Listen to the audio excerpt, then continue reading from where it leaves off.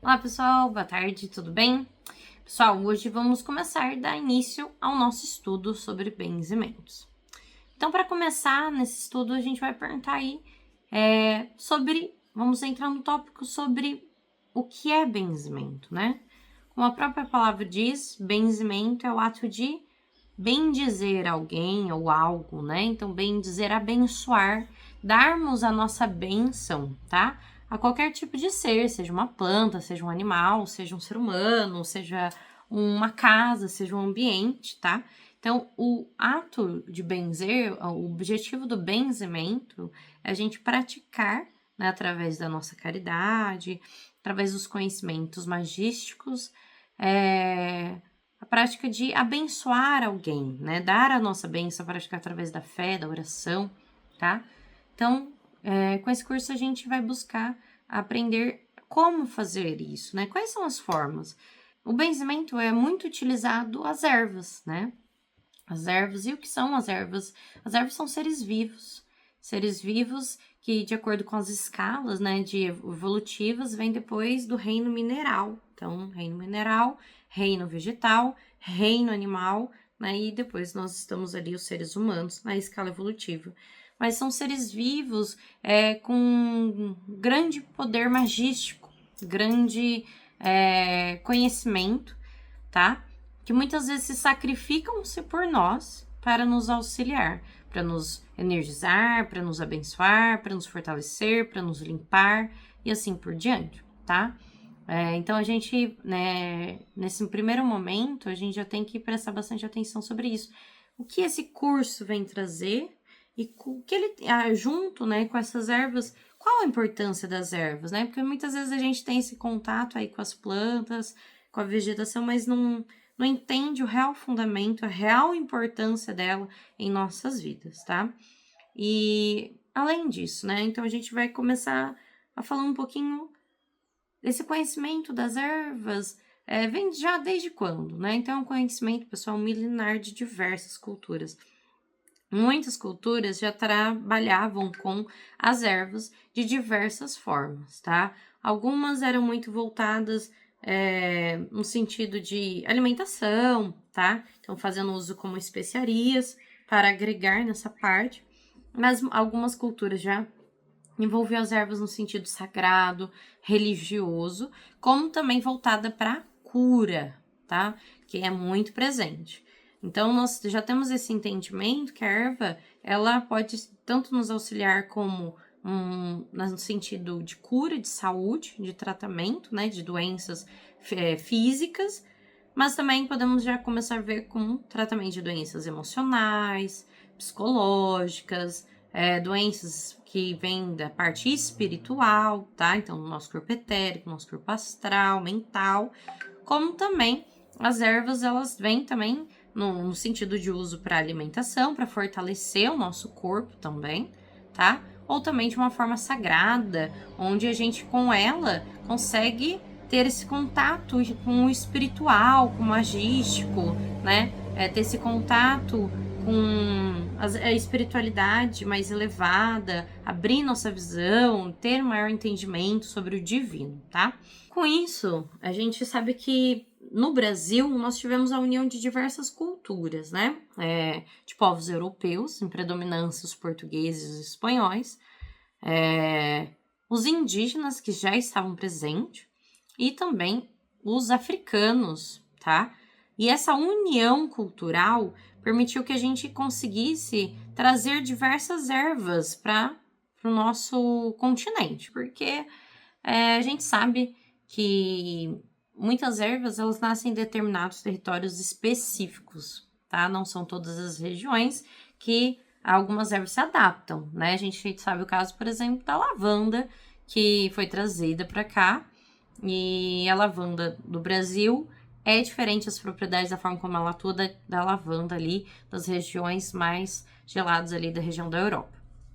Mas algumas plantas conseguem essa grande adaptação e graças a essa união, né, de culturas, muitas ervas foram trazidas e acabaram se misturando e também muito conhecimento de como utilizar, principalmente os afrodescendentes, né, que trouxeram com a cultura africana, junto com os indígenas, trouxeram muito desse uso das ervas de forma ritualística, né? De uma forma religiosa ou de uma forma para tratamento, para cura, tá?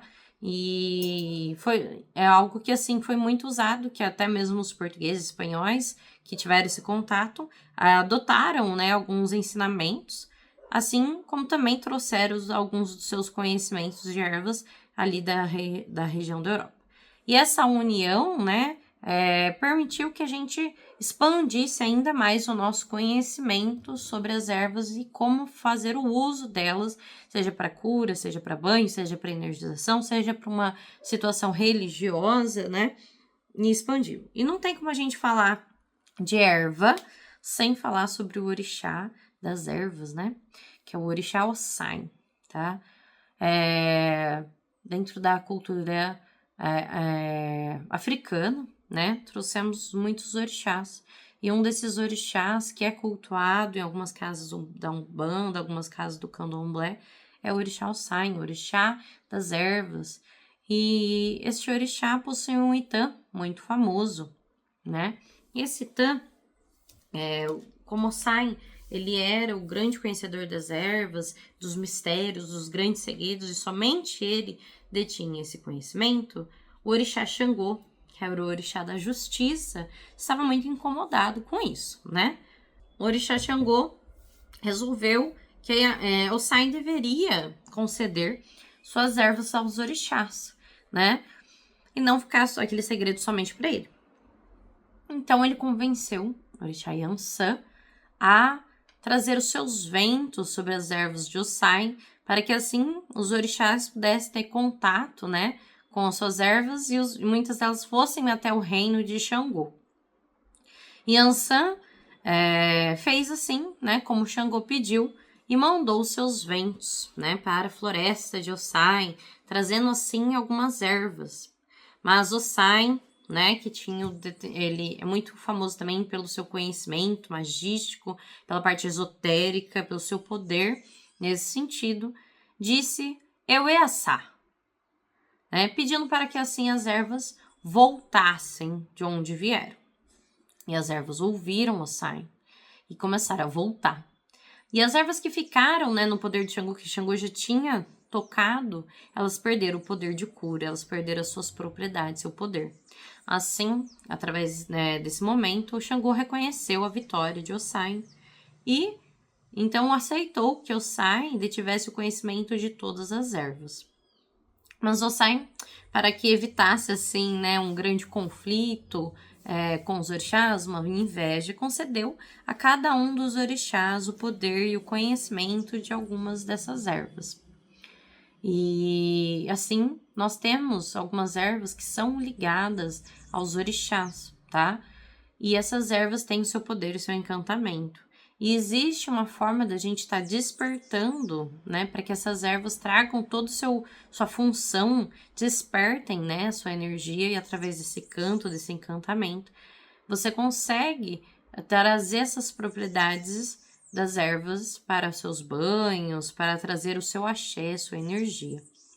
Tanto que na cultura africana a gente fala que sem erva não há orixá, e sem orixá não há seres humanos, né? Não há vida, né? Então, entendemos que as ervas são muito sagradas, tá? Principalmente para questões ritualísticas. Nós sabemos que tudo no mundo, tudo é composto de energias. E essas energias são energias orixás. Então, vão ter os polos positivos, os polos negativos, e as ervas são compostas de energias. Todas elas pela energia de nosso pai Osai, né? Que é o grande portador das ervas, conhecedor, mas também carregando agora algumas dessas ervas, o axé de determinados orixás. E através disso, as ervas permitem que a gente consiga se reequilibrar, se reenergizar, tá? Consiga ter um equilíbrio. Então, pessoal, com isso, e através desses itãs, a gente consegue perceber a importância das ervas, a sacralidade delas e o respeito que nós temos que ter com elas, tá? Então, esse é o primeiro passo que eu acredito que é muito importante para esse estudo do benzimento da gente já começar a ter. E com essa união que eu estava falando para vocês, né, dos povos indígenas, dos povos africanos, portugueses, nós também trouxemos, né, essa cultura agora afro-brasileira, né, que é a Umbanda, o Candomblé, que são religiões de matriz africana, que são religiões que são trazidas, né, têm uma ligação, né, com as religiões africanas, apesar de ser uma religião brasileira, tá? E onde nós temos os pretos velhos, os caboclos, que são grandes conhecedores das ervas, seja para cura, como através do seu cachimbo, onde eles fazem a limpeza, onde eles purificam. E muitos dos seus cachimbos têm uma erva chamada tabaco, né? Que é uma erva muito poderosa, uma erva sagrada para os povos indígenas, onde você consegue se conectar com o Pai Sumé, o pajé, né? E consiga ter, despertar conhecimentos, entendimentos, assim também trabalhar a cura, curar a si mesmo como os outros. Então, por isso que nas religiões, né, a Umbanda, muitas entidades faziam uso do cachimbo, porque é uma forma sagrada, né?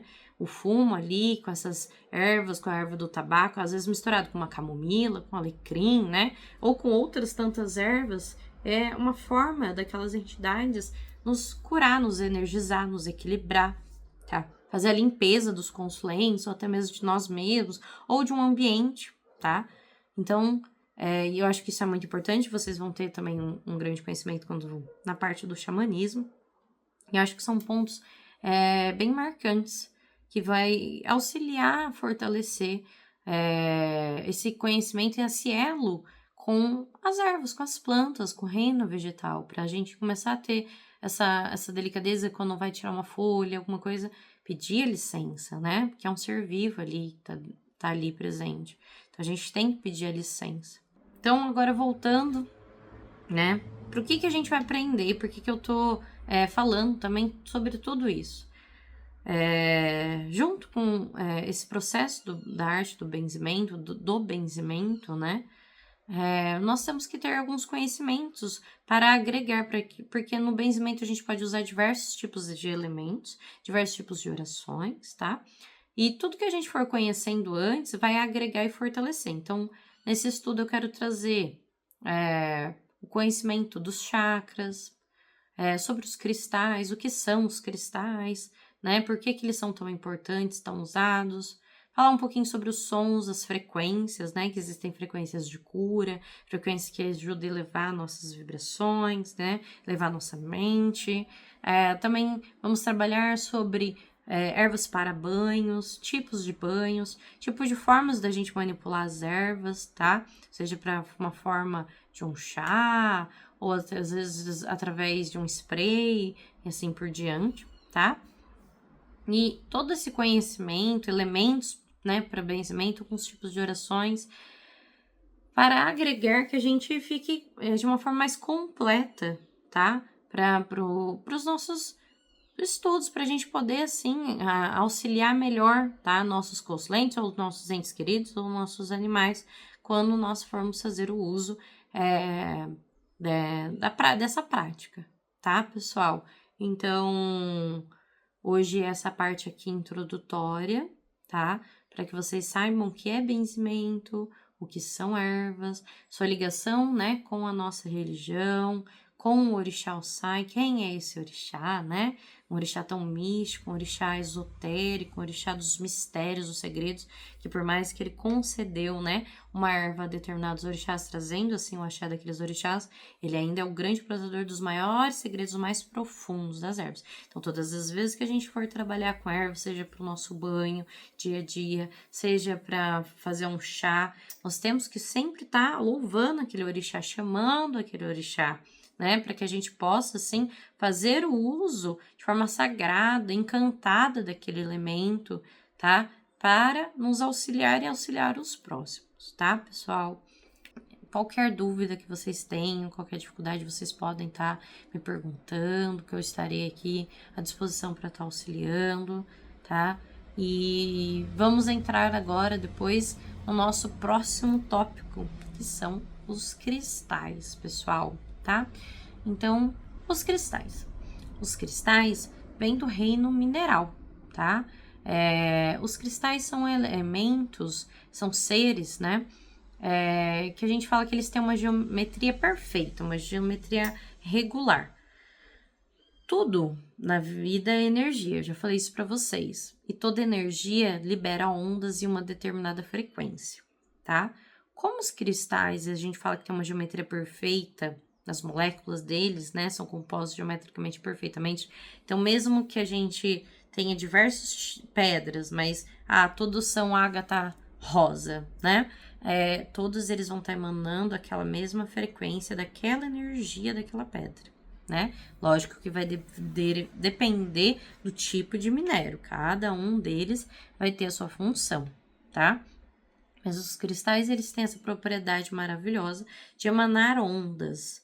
E essas ondas são capazes de transformar, né, transmutar energias, energizar, absorver, tá? Eles também podem absorver, reter também energias e emanar, tá?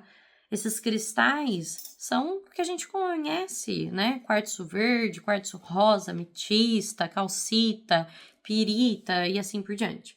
Só que nós temos que entender, estudar um pouquinho mais, né? A gente vai entrar um pouquinho aos poucos sobre o conhecimento desses cristais e como que eles atuam, tá? Para a gente saber direcionar quando deve usar para determinado caso.